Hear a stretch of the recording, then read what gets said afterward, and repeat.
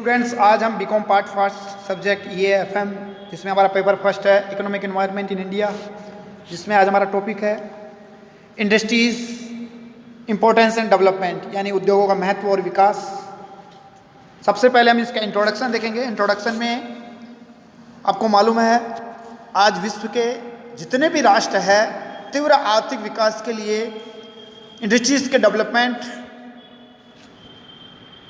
की होड़ में लगे हुए हैं, क्योंकि जहां एक और औद्योगिकरण से रोजगार, उत्पादन, आय में तेजी से वृद्धि व साथ साथ अर्थव्यवस्था में जनसंख्या का जो व्यावसायिक वितरण है, उसका उपभोग है, आंतरिक व्यापार है, विदेशी व्यापार की जो संरचना है उसमें जो परिवर्तन हो रहे हैं, पूंजी निर्माण की जो गति है उसमें तेजी हो रही है, देश की सुरक्षा व्यवस्था को मजबूती देते हैं।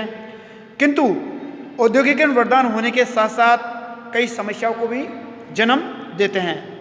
इसके कारण इनकम और धन का असमान वितरण होता है, इकोनॉमिक डेवलपमेंट है उसमें असंतुलन होता है, क्षेत्रीय विषमताएं होती है, कट्टर प्रतिस्पर्धा होती है, आर्थिक सत्ता के केंद्रीकरण होता है, पर्यावरण प्रदूषण होता है तथा औद्योगिक अशांति का कारण भी बनते हैं।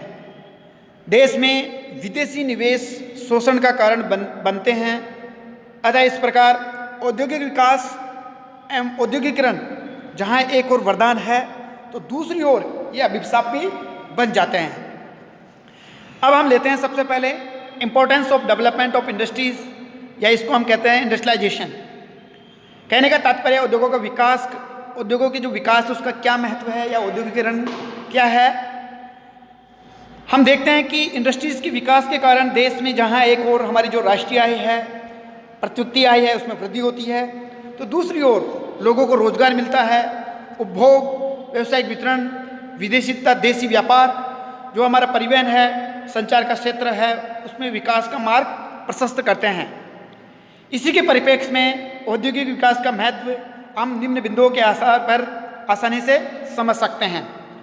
पहला है राष्ट्रीय आय एवं प्रति व्यक्ति आय में वृद्धि।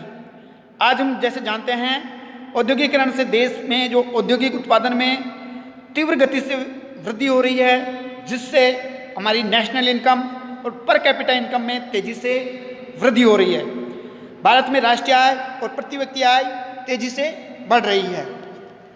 दूसरा बिंदु हमारा पूंजी निर्माण में, यानी पूंजी निर्माण की जो गति है उसमें तेजी।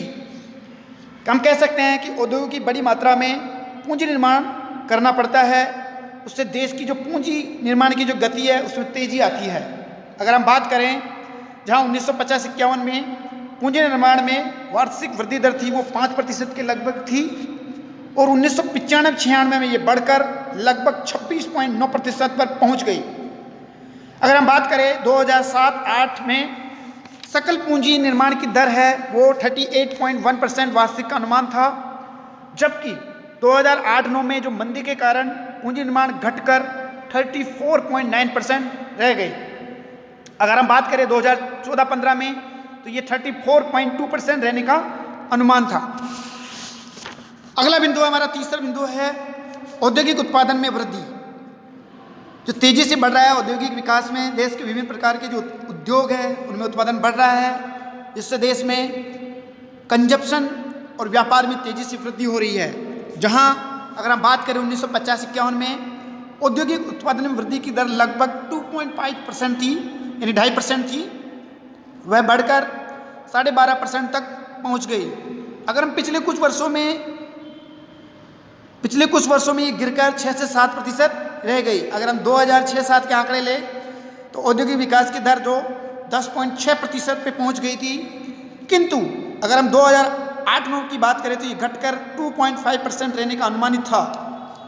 अगर हम इंडस्ट्रियल प्रोडक्शन इंडेक्स की बात करें 2004-05 में तो 100 की वैश्विक मंदी के कारण 2010-11 में ये 165.5 पर पहुंच गया था। इसी के आधार पर हम देखते हैं अगला हमारा चौथा बिंदु है वो है जनसंख्या के व्यवसाय के वितरण में सुधार।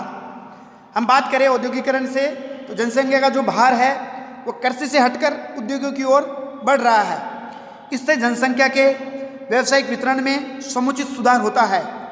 जैसे एग्जाम्पल लेते हैं, भारत में जनसंख्या का लगभग 70% जनसंख्या कृषि आश्रित है, और अमेरिका की बात करें तो वहाँ सिर्फ 4% जनसंख्या कृषि पर आश्रित है। भारत में औद्योगिकरण से इंडस्ट्रीज में कार्यशील जनसंख्या का जो प्रतिशत है वह अब लगभग 20% पहुँच गया है, जो पहले लगभग 8 से 9% ही था। पांचवा बिंदु है कृषि क्षेत्र में विकास संभव होता है। हम बात करें कृषि पर जनसंख्या का भार घटने से कृषि में आधुनिकीकरण को बढ़ावा मिला है। औद्योगिक क्षेत्र में जो कच्चा माल है उसकी पूर्ति के लिए कृषि उत्पादन में वृद्धि होती है। कृषि में यंत्रीकरण, रासायनिक उर्वरकों, कीटनाशकों आदि के कारण उत्पादन में वृद्धि होती है। अगला बिंदु है हमारा परिवहन व संचार क्षेत्र का विकास। हम बात करें उद्योगों में कच्चा माल लाने और निर्मित माल ले जाने के लिए या मजदूरों के आवागमन बढ़ने और अन्य कारणों से परिवहन में तेजी से विकास होता है। यही नहीं, परिवहन के जो साधन हैं उनका निर्माण भी औद्योगिक उत्पादकों के उत्पादन से बढ़ सकता है। अगर हम बात करें लोहा, सीमेंट, इंजीनियरिंग के सामान के निर्माण में परिवहन का विकास बहुत ज़्यादा संभावनाएं है।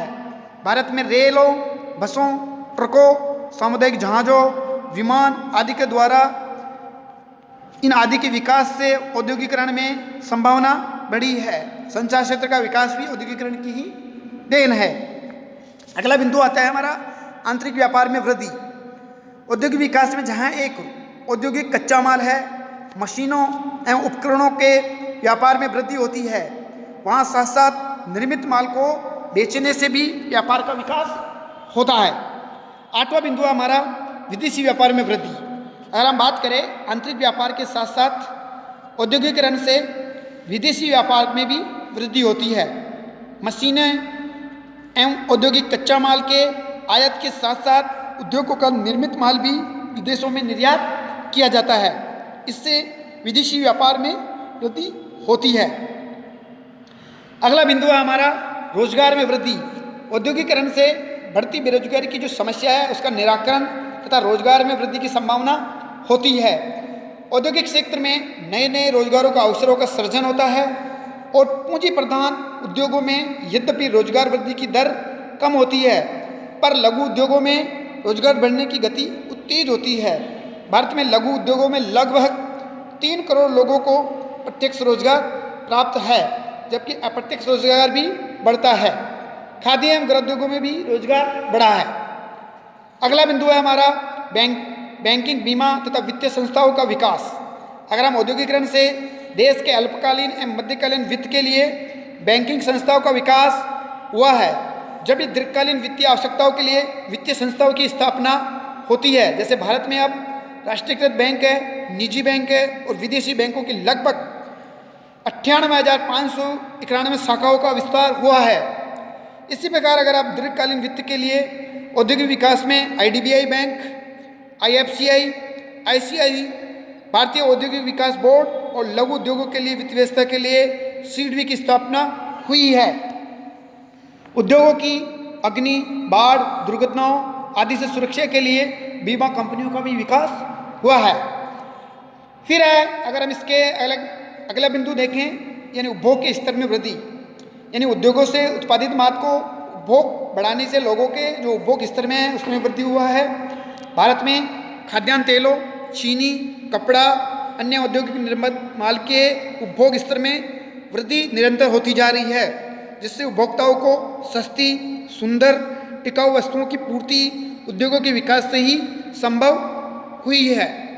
फिर हमारा अगला बिंदु है सरकार की आय में वृद्धि। औद्योगिकरण के कारण सरकार को उत्पादन शुल्क, आयात निर्यात करों तथा बिक्री करों में काफ़ी आय प्राप्त होती है। उद्योगपतियों, कंपनियों तथा संस्थाओं से भी प्रत्यक्ष करों में आय की वृद्धि बढ़ी है। सरकार की आय बढ़ने से आर्थिक कल्याण का मार्ग प्रशस्त होता है।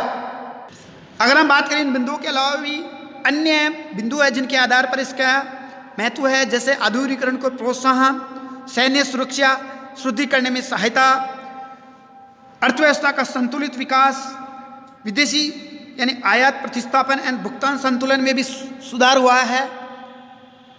यानी अन्य कारण भी है जिसके आधार पर हम उद्योगों के विकास के महत्व को आसानी से समझ सकते हैं।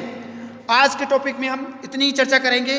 कल हम देखेंगे इसी टॉपिक को आगे बढ़ाते हुए भारत में औद्योगिक विकास यानी इंडस्ट्रियल डेवलपमेंट इन इंडिया किस तरह से हुआ है, यानी इसको दो भागों में विभाजित करके हम कर सकते हैं। पहला है भारत में बड़े पैमाने के उद्योगों का विकास और दूसरा बिंदु है लघु एवं कुटीर उद्योगों का विकास। इन दो बिंदुओं के आधार पर हम इंडस्ट्रियल डेवलपमेंट इन इंडिया के बारे में हम कल एक चर्चा करेंगे। आज के लिए इतना ही, धन्यवाद।